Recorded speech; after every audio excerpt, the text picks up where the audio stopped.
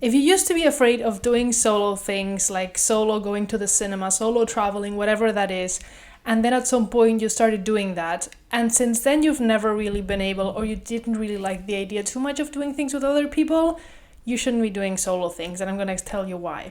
As always, I'm basing this off like my own life experience and what I've been realizing recently, or maybe longer while back, but I just kind of like, it was a process to realize this.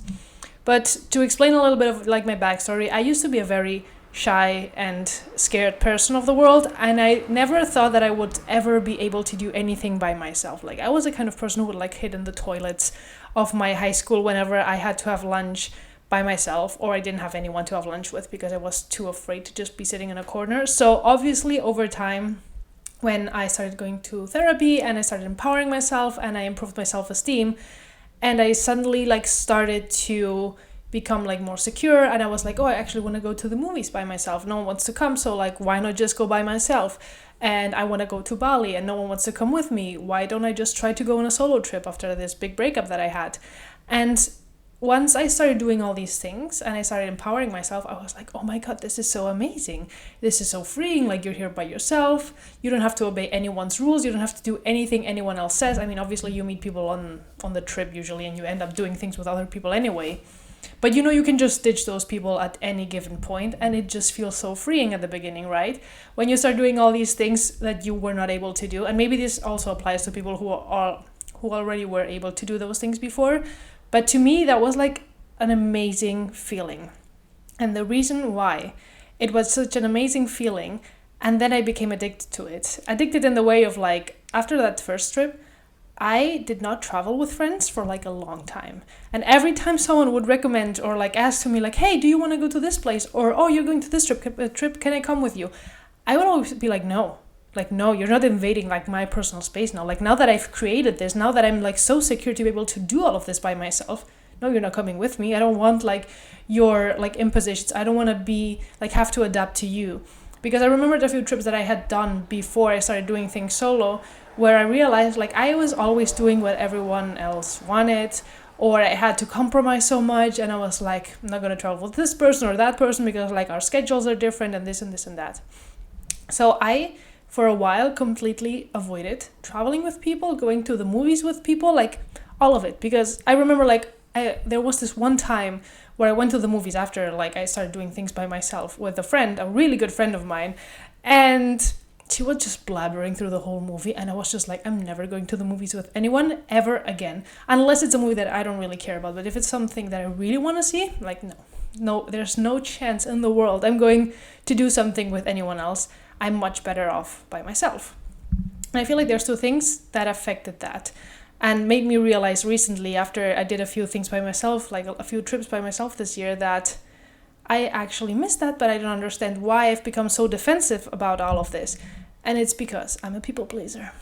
And probably a lot of you will be able to relate to me in that sense, is that when you're a people pleaser, you grow up people pleasing, and you're always doing what everyone else wants, right?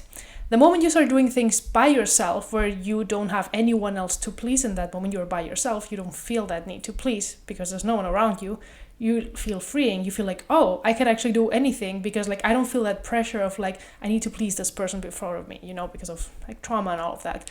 And then you realize how freeing that is. You realize how amazing that is. And then you're like, oh, that's amazing. And then you go back into trying to do something with someone else. But the moment you are with a person, it's kind of like that people pleasing comes back. And then you kind of like go back into your default mode of people pleasing. And then you resent yourself. And you resent yourself more because you know that if you were by yourself, you wouldn't be doing that. So you start thinking like, oh, going with other people is the problem.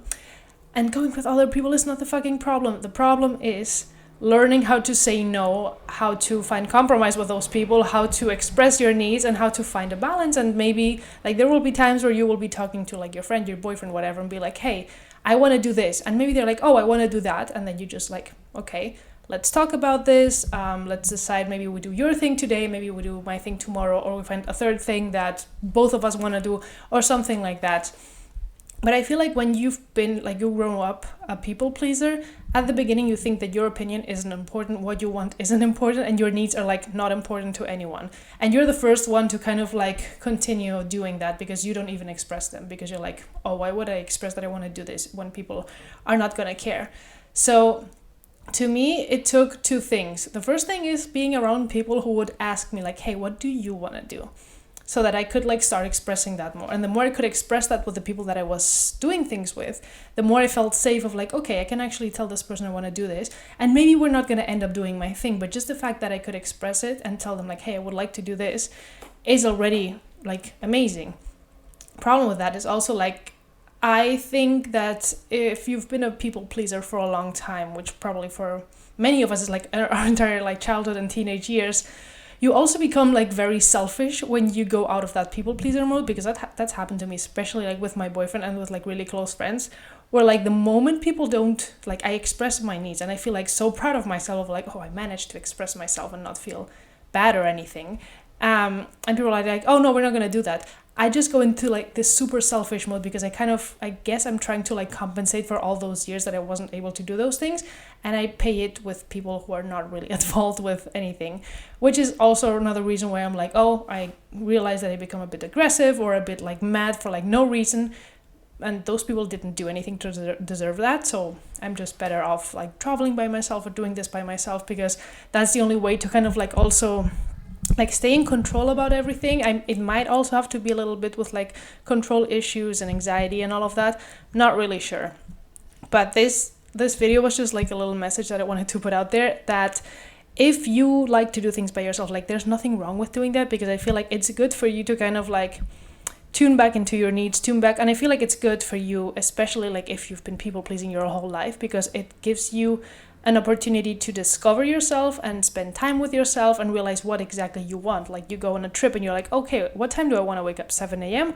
or 11 a.m. or 9? Do I want to have a plan? Do I not want to have a plan? So you kind of try a lot of different things and you figure out who you are and what your needs are, so that in the future when you start doing things with people again, or when you do things with people again generally, you are able to connect to yourself and express those things better.